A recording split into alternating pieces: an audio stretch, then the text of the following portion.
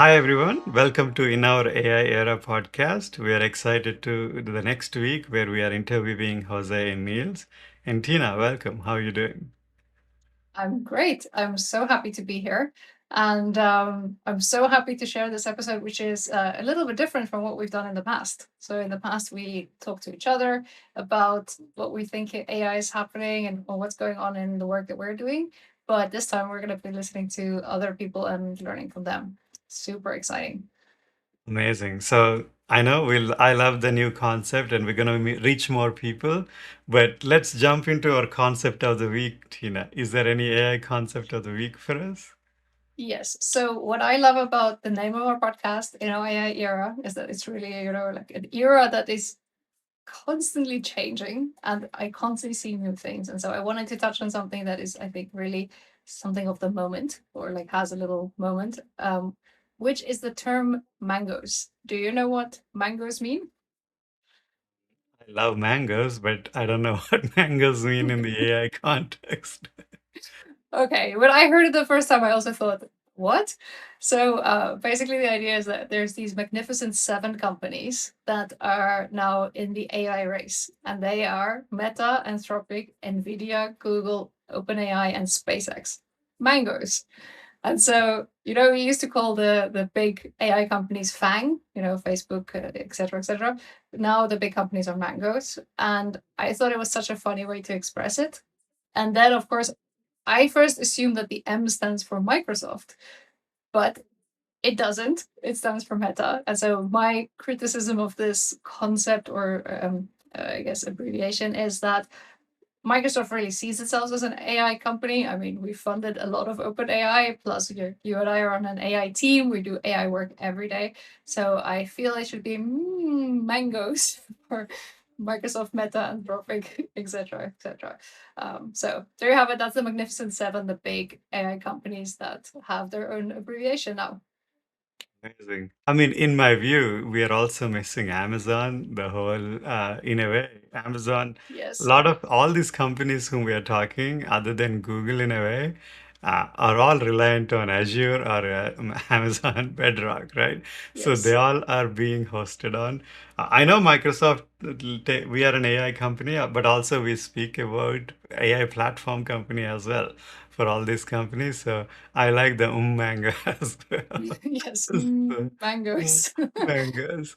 Um, oh, awesome. So I also feel like my concept of the week is slightly funny then, because you missed one other company that is not there, and I don't even want to pronounce how it goes. But the company I'm talking is about Apple Intelligence. So Okay, so this episode is really a fruit salad. That's where we're talking about apples and mangoes. apples and mangoes. So Apple doesn't want to join Mango team, looks like. But in my view, what Apple has done is going to win a lot in AI and especially personal AI space.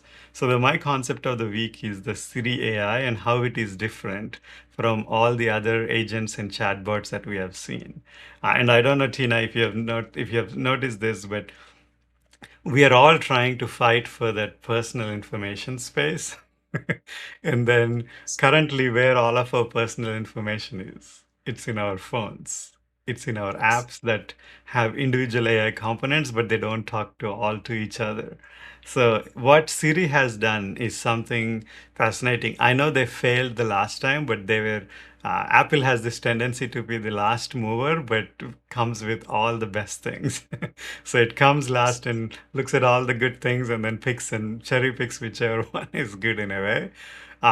So the ultimate missing ingredient was that we were missing all of that personal context, right? And Siri has all of that in your phone, and you don't even have to take it away from your phone, which solves the local intelligence problem with Apple chips, which is zero latency. It has screen awareness within your own device. You don't need to build a Playwright plugin or something else. The phone already sees everything.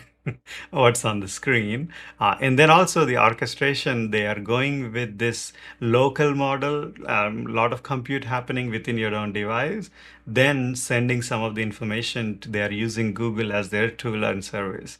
So, in my view, do you know what our phones are going to become I don't know. in I guess technical just more terms? agentic. No, there is another word No? I'm gonna say which you'll agree with, I hope. Basically, what's gonna happen is our own phones will become our own device sandboxes. Uh-huh. Okay. So your personal index never leaves your physical phone. So that is Mm-hmm. at least the promise from Apple. So when I got latest access to the Siri, one of the things I have done was the first step in the phone that it does, and even on our Mac computers now, is when you upgrade to the latest version, they are doing semantic indexing of your whole phone. And Okay. that is fascinating because now your AI can doesn't have to read all the files in different formats.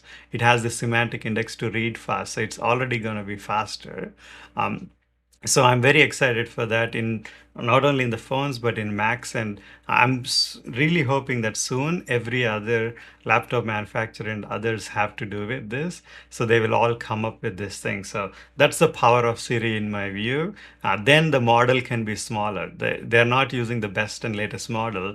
They have all the indexing, everything done on device, and when they use all that context, so now here it's turning into the context war of personal context.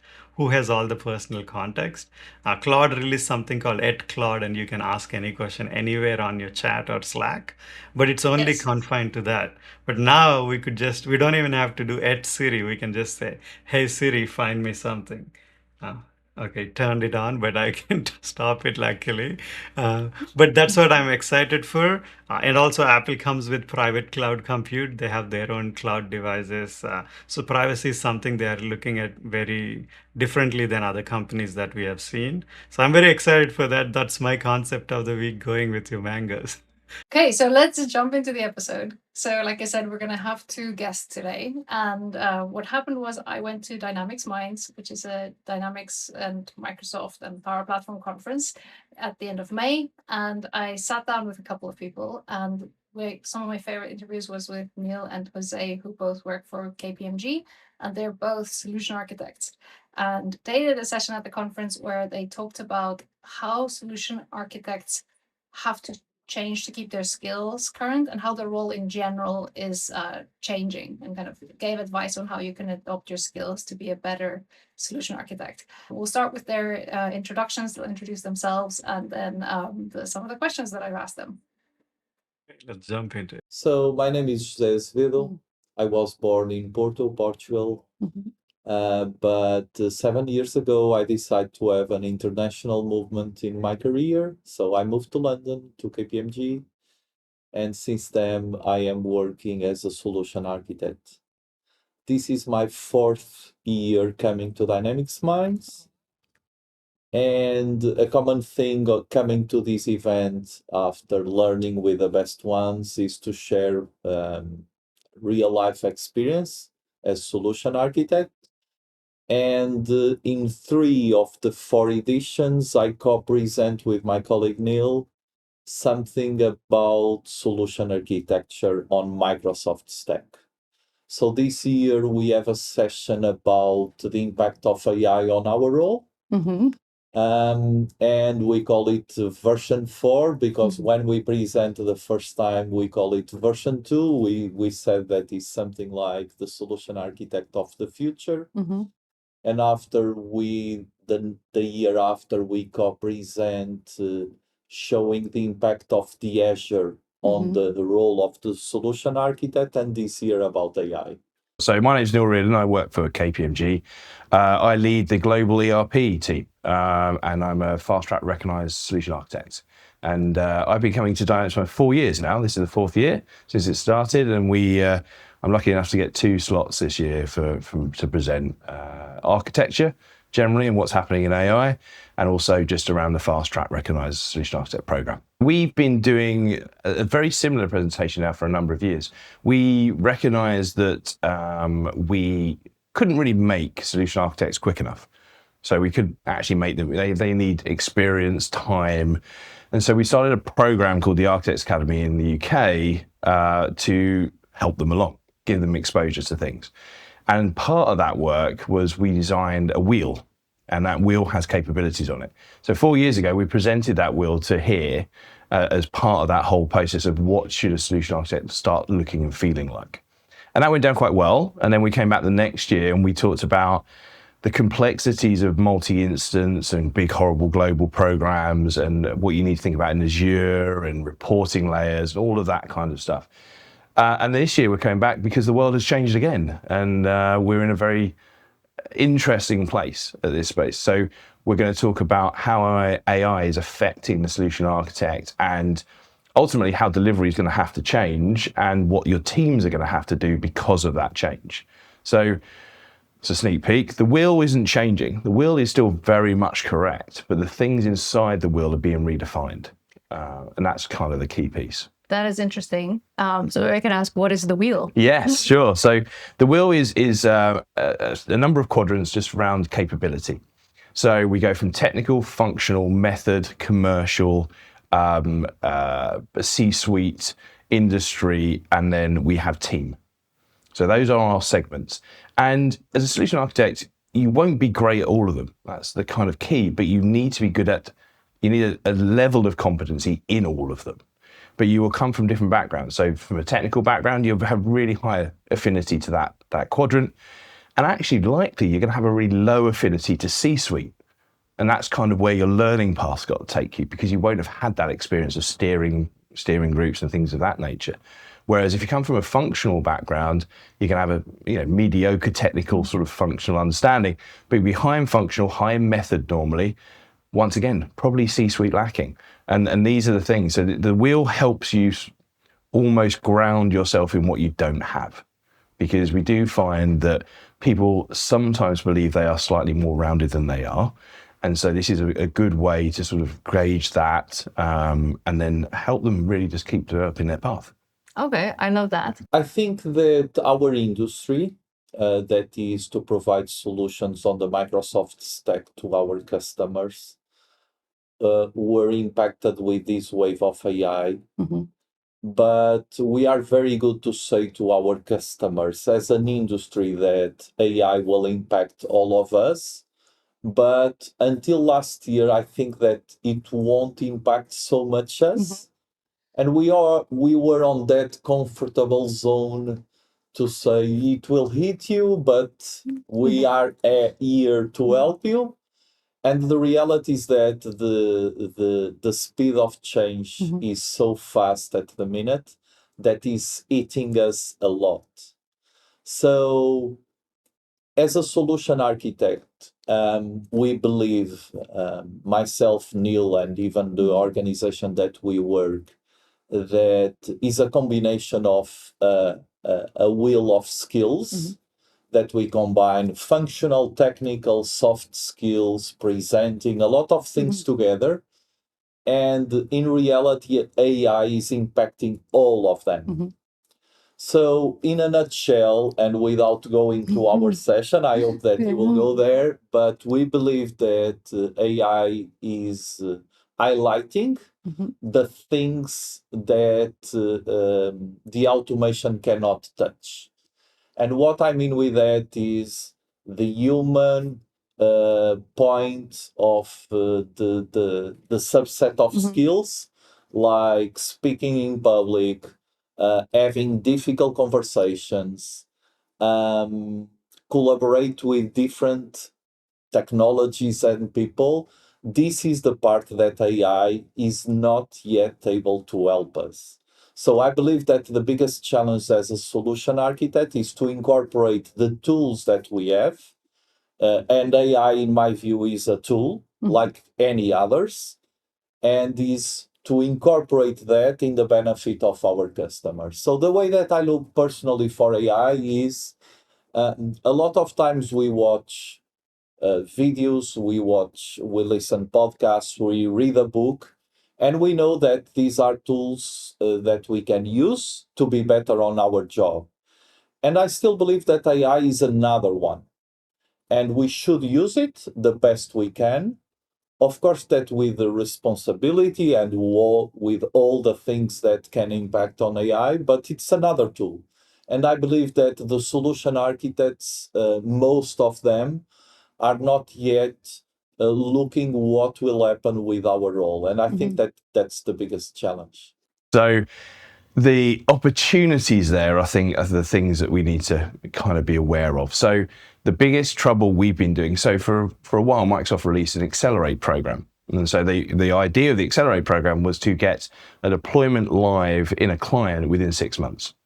Now, that takes some doing, right? Ultimately, you have to have a dedicated team, you have to know what you're doing, but you have to have a really good client who can move that fast. And often it's the case that the clients can't move that fast. So then in the world of AI, where I can go even faster, so technically I can get through all of the work in, a matter of weeks where it would have taken me a matter of months, how do I keep the client on pace? And that's really the biggest struggle for us. I think the tools now provide us with the ability to write FDDs, write IDDs. I have multiple co-works running to sort of design decks for how I'm going to talk about PPR and the whole environment strategy now and try and get that across to people, because that is a different concept. And it speeds me up massively, but I still have to explain it to a client. I still have to take them through the steps. And so our goal really ultimately now is to try and work out how can a client consume the information faster, but be confident that they understand it. And they don't come back to you. So traditionally today, 300 pages of a solution design document lands on an SME's desk. We go, you've got 5 days to read that and sign it off. And they go into a bit of a spiral, right? And then later down the program, they go, oh, that's what you meant by that. Or, all those type of things, right? And that's natural. That's what's been happening for years. But we're not months down the road with AI. We're already live. And then so there has to be a rethink of how we engage with the client base in the program and how we keep them moving. I really also see that in the customers that I work with. I think it's always been a problem with implementation, that you kind of have the IT team working at a speed and then sort of dragging the organization or kind of pulling the organization along. And I mean, now the speed, we've used this metaphor of we're trying to go from horses to faster horses, but ideally more to cars. And you have to get everyone to go at that increased speed that is also completely different from what they're used to. I am sure that a lot of the time that we spend on our role nowadays is to focus on the technical solutions and on the detail, review documentation, linking the different parts of a solution. You spend a lot of time on that. Now we can use AI completely to do that. So something like, I received these 10 documents from my teams, from the customer. This is the policies that the customer needs to comply. AI, with a prompt, can you identify the things that are not connected? And something that will take hours and hours and sometimes weeks with a good prompt, we can have the result of that. And this is not on the comfort zone of the solution architect. So what we need to know is how we can do this in advance, how we can guarantee that our teams start to embed these tools before these documents came to us. And at the end of the day, we as a role, we need to look for the things that are important, like the trust of the customers, to look for the roadmap of the things evolving. And this is the part that I really enjoy, and not spending so much time to find the error, the issue, the solution to work around, and these type of things. I believe that in months, not years, this part will be handled by AI. Tina, this was great. I'm glad you got to sit down with them in person. But with this first question, I actually want to bring it back to you. So I know we both are solution architects in our different roles and capacities. How do you think solution architect role changed for you and within Microsoft for us? I think the biggest change that I've noticed is that in the past you had a really strong base of knowledge, and customers relied on you to come in and share the knowledge that you have with them. Now I've seen that things are changing so fast that what I knew a week or 2 or even 3 weeks ago might not be relevant anymore. So, for example, I got a request from a customer this week to help them build an agent that generates a document. And I was able because of previous knowledge that I have to say that, well, this is something you could do with M365 Researcher. This is something you can do with Copilot Studio. It's something that you could do with Cowork. And I could show them how to do all of these things. But when it came to Copilot Studio, we just released a new orchestrator. And I have not tried building agents on it until I started working with this customer. And it was interesting to go into the call with them and to say, hey, this is all new. You can ask me whatever you want, but I don't know the answers because I have not tried it enough. And I feel like we're a lot more exploring with customers kind of on the fringes of what is possible instead of them coming with their problems and then you like look back into the past. And I like this. It was very interesting for me to dive into the new orchestrator and to figure out how this customer could do it. And so for me, the solution architect role feels a lot more forward looking instead of like looking back at kind of the experience that you have. And so I think the skills to be able to adapt quickly is something that is more useful to me now than just being able to store a lot of system knowledge. How Great. about you? Do you feel your role has changed in since the start of AI? Yeah, firstly, like I really agree what you said. I think that's a really nice framing because now our job not only has become being the experts, but also making sure we find the latest information from the latest team member fast. So we are Yes. collaborating more in this space than in a different way, and if you think about it, because we can go and ask. We are lucky to have friends within Microsoft that we could say, "Hey, I have a question on this orchestration," and we can go to our team members and get the information fast. So we are orchestrating the knowledge as well now as solution architects. The other thing I just want to add is nowadays, previously when you were an architect, you used to be a domain architect in specific thing. Let's say we were all Dynamics 365 architects and others. Now you have to be a bit more of, I wrote this article recently on polymath, which means now we are kind of an architect of Copilot Studio, Power Apps, Dynamics 365, and all the way towards, in a way, we are architects of AI and Azure, so we know which models to pick for which task. So our roles have changed more towards this polymath compared to a specialized person in a specialized topic. So in my view, I think an architect is becoming more of a knowledge person across the things and tools to really architect these AI solutions. Before we were architecting everything towards that one specific domain. So I'm excited that our roles have changed and it's a lot of learning, which is what excites me to be in this role. And as a team and as individuals as well, we are growing much more broader in my view. 100%. And there's still a lot that we can learn also from Jose and Neil. So let's look at the rest of the conversation. Any advice on how you approach that to make sure that the people who will be affected by the technology that you built are kind of coming along for the ride? Yeah, so I think we're still finding that some clients are open to the idea of AI in delivery and some are not. Mainly because they haven't embraced AI in the business already. So therefore coming along and going, we're going to deploy all these agents to do this and X, Y, and Z.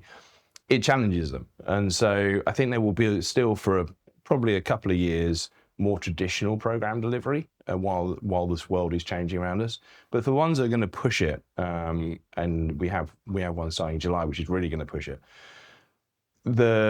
We are having to do work now to lay the foundations for the understanding what's going to have to happen to them. So what's it going to feel like? How is it going to feel? What are you expecting to see early? So we're basically going to have to try and preload them as much as possible. And there's a learning aspect as well that we don't normally have to do. So we're going to have to almost teach them Copilot and AI.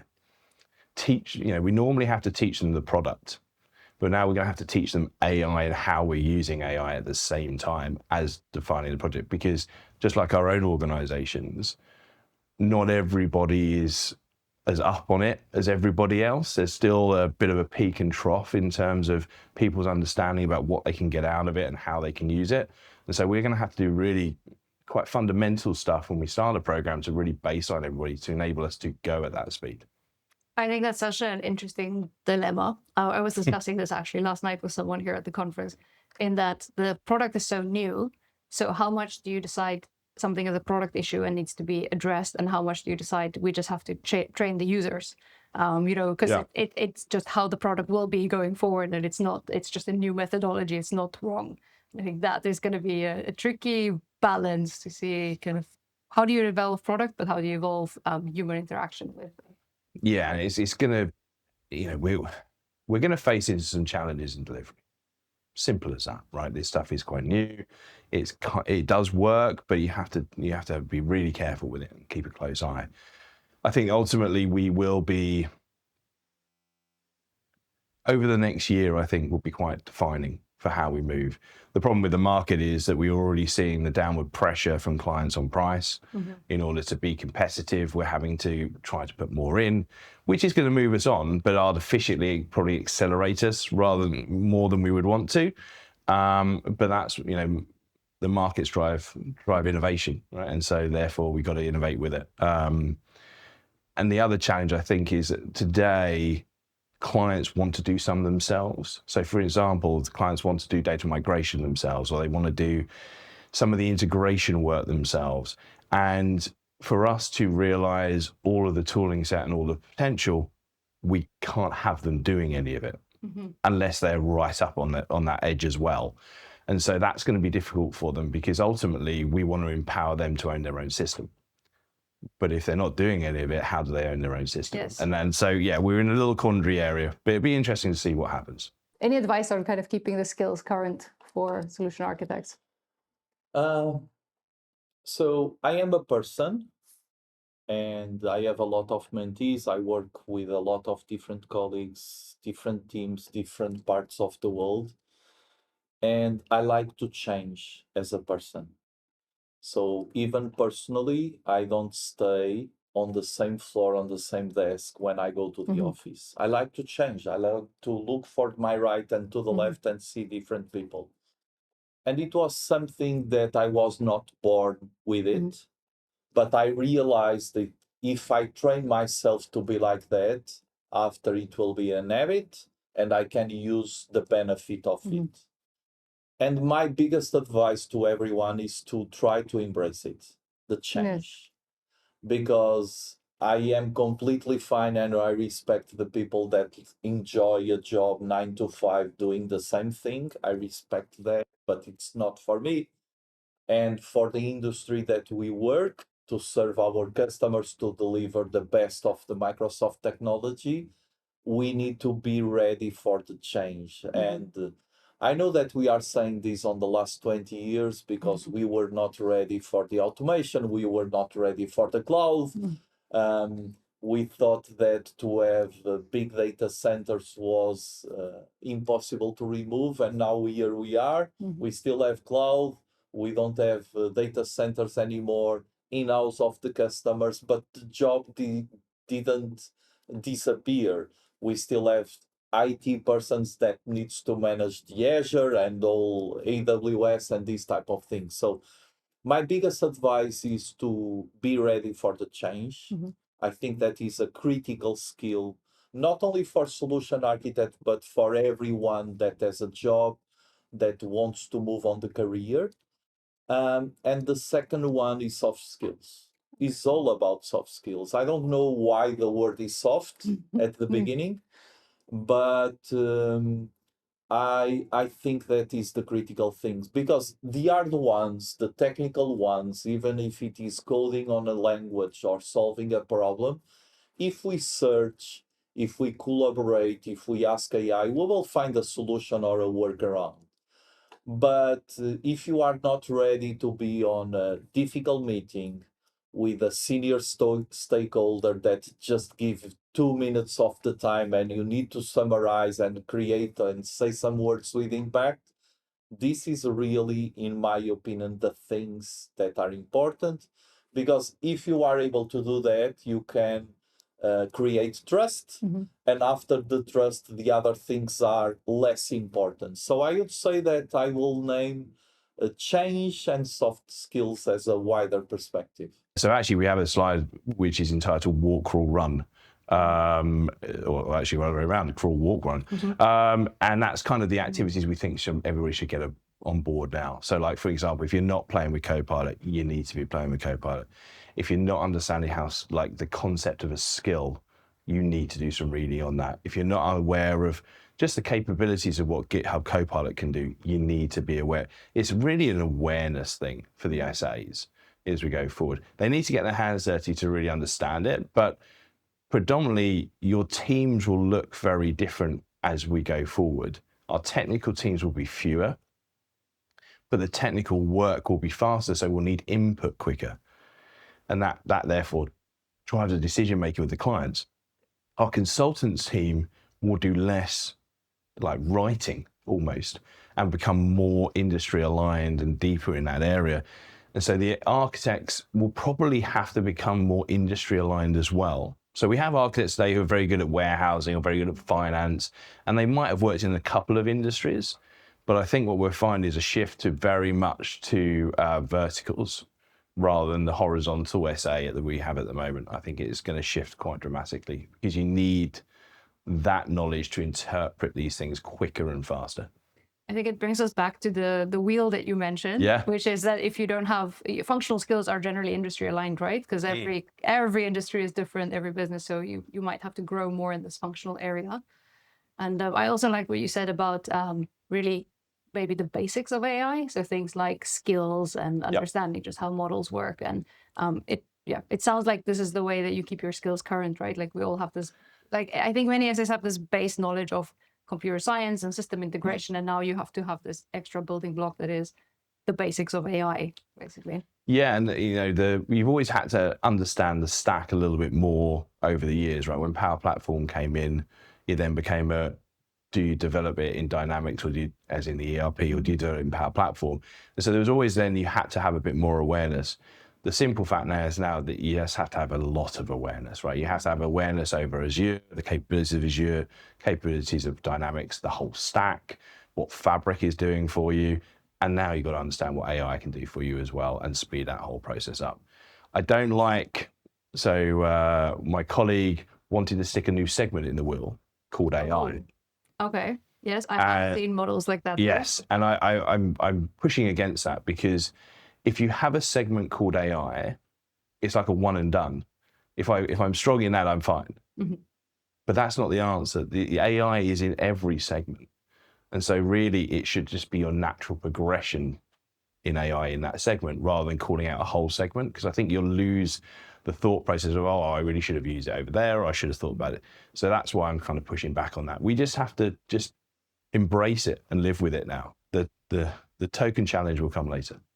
That is an interesting I love that idea that you say the AI is part of every segment, because it means you have to have functional AI skills, you have to have technical AI skills, because of course those things are completely different. Mm-hmm. And perhaps also you need to use AI to improve your soft skills. Yes. Yeah. So, the example is make sure you get it to read, tell it to read your inbox, tell it to read things you've written, therefore, and then generate a skill on your writing style, and then use that on your responses, right? Use it, ask for it to be empathetic, ask for it to be, if you are going to use it, guide it. And if you guide it, then you're going to get the benefit out of it. Yes. Yeah. And I think also things like being more prepared in meetings, being more empathetic towards stakeholders, you can kind of prep yourself, right, with AI to sort of run the conversation. I have this bad news that I need to share with my stakeholder. I'll run it past an AI, especially this chat where it talks back to you. You can do a little trial run and see how that goes and maybe adapt your skills. Right? And those things are great. I do it in the car. So I just have a conversation in the car. By the time I reach the other destination, I have some artifacts that, help me go along in the next bit, which would have been dead time otherwise. Mm-hmm. And that, that's a real benefit. Yes. Yeah. Do you have other advice for maybe being more intentional with getting soft skills instead of just putting yourself in that, meeting with the senior stakeholder and failing very badly and learning from it? So having an international career like I have, I learned so much different living in a different country, and starts to create on me the sense of comparing on a good way. Mm-hmm. So there are things that are amazing in London, but there are things that are amazing in Porto. And I just learned because I live there and I can compare. And one of the things that I learned was mentoring. So if you look for the Portuguese language, there is no word for mentor or mentee. I didn't know We that. have some like English versions of it, but we don't have a Portuguese word for it. And these, I just realized that if you try to do mentoring in Portugal, is not something that is cultural. I am not saying that is well accepted, but it's not a way to improve. And when I transition to London and I relocate to London, I try, and now I cannot live without mentorship on both sides. I have amazing mentors, very diverse. I also ask some of my mentees to become my mentors, doing reverse mentoring, and I try everything that is related with mentor. I am very passionate about diverse mentoring, so I am mentoring a lot of programs to have more females in IT. I like that. A lot of that. I love that. I think that the females still have some challenge in our industry to be on a minority, and I love to do that. Um, and I think that is a great way to improve our skills. If we have the right mentor, we can create a strong relationships. And the difficult questions that we don't want to share with our official performance manager, we can use that space room to improve. And all of us, I believe that has that difficult questions that sometimes we say, I am lost. Where should I start? And I think that mentoring is an amazing thing to do. The other thing that I learned is I have plans for everything. Yes. I don't plan just my holidays. I don't plan just my personal life. No, I have a career plan. I have a personal plan in 5 years, 10 years. And I think that when we don't have a plan, we just don't start. And the other advice that I give is to have a plan. Whatever the plan is, if it is, I have no clue, I need to create a plan, well, let's start with plan. that. Yes. That's the plan. And I review the plans. I am not afraid of saying in some of the meetings, I was wrong, I need to change. I don't have any problems with that. I review my plans a lot of times. And every time that I am mentoring my mentees, I propose to have a plan. And a lot of them now on the sessions that we have, some of them as a group, some of them one-to-one, just create with some bullet points that they are following, and it's great to see. Yes, I really like that, to have this intentionality, to not just, be someone who floats, I go, now I try this, now I try this, but to really think about what it is that you want to do and achieve, and to Yeah. go in this Yeah. direction. Yeah. And I think it's very difficult when you're early in career, because you don't know what you like, and you also don't know what you're good at. And Yes. that, like, having the plan of figuring that out is also Yeah. very difficult. Yeah. And a funny part about this part of incorporating our life in the things to learn is I have two kids, I have twins, they are 23, and they are on the beginning of their career. And a lot of times, of course, that they ask some advice about an interview, how to handle a difficult conversation. But a lot of times I use the other side, because this new generation is different than mine. So I was born on a generation that there was no mobile phones, no internet, and it's different.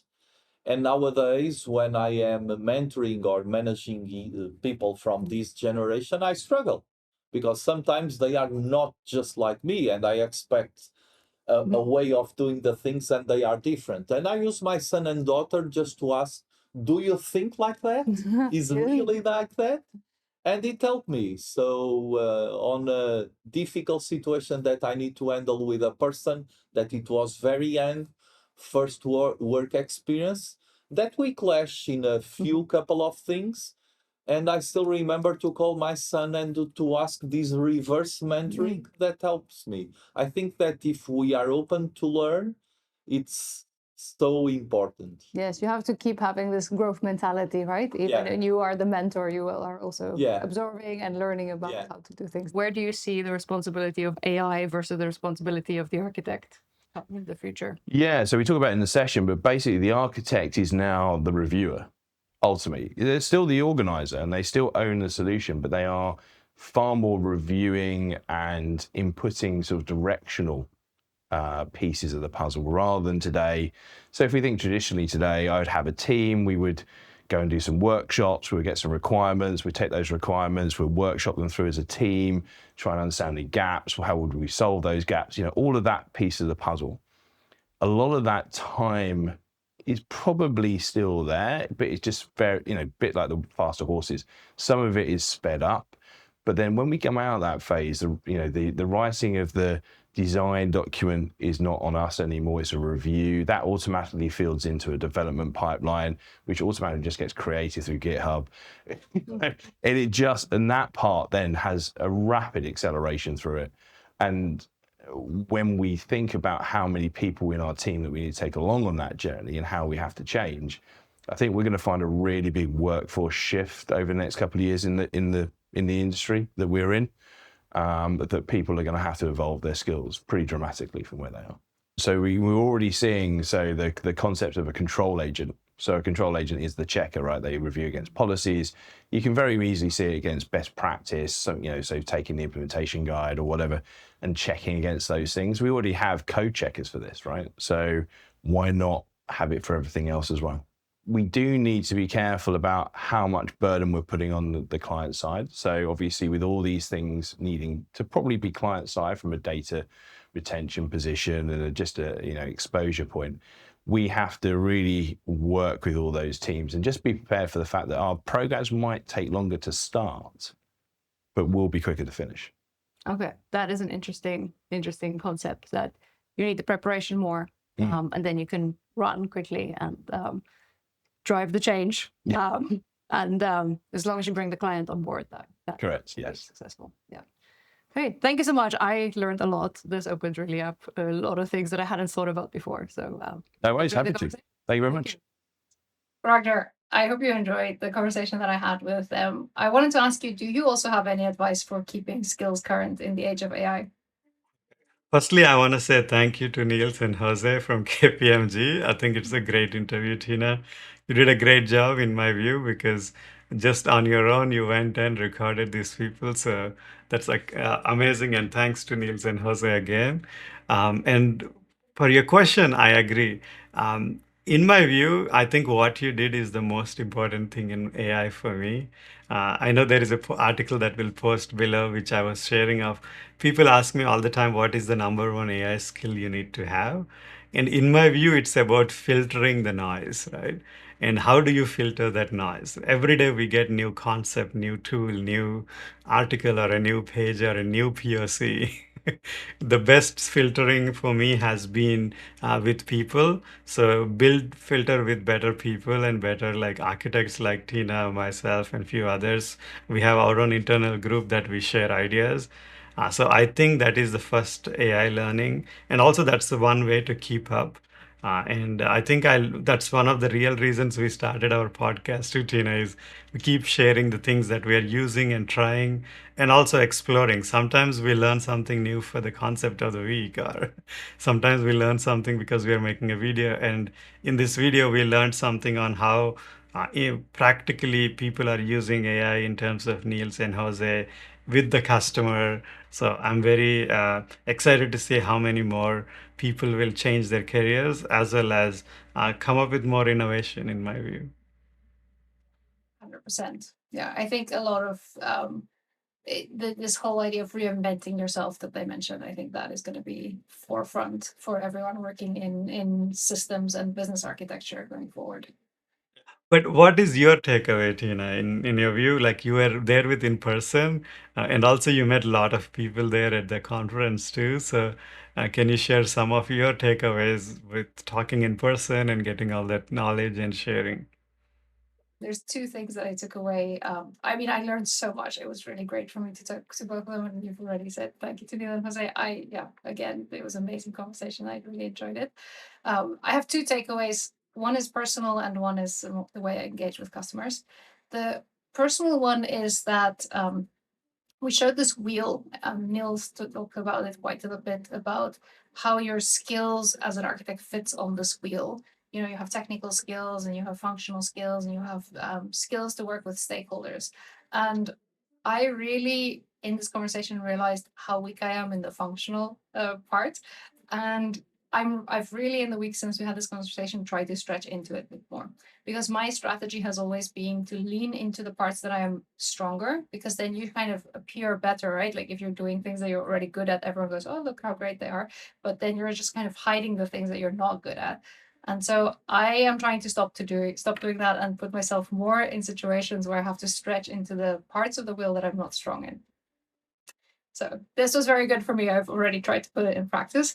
And then the customer engagement takeaway that I had is they discussed how it's very difficult to keep up with the pace of AI personally, but then it's almost impossible to help your customers keep up with the pace of AI because they cannot keep up with the pace. You know, they have also their day jobs and other things that they're working on. And so you trying to keep them up to date and getting them on the latest tech is almost a losing battle. And so I think that's really something that we still have to solve. How are you a great solution architect in the way that you're taking your customer along for the ride and helping them to keep current with AI as much as possible?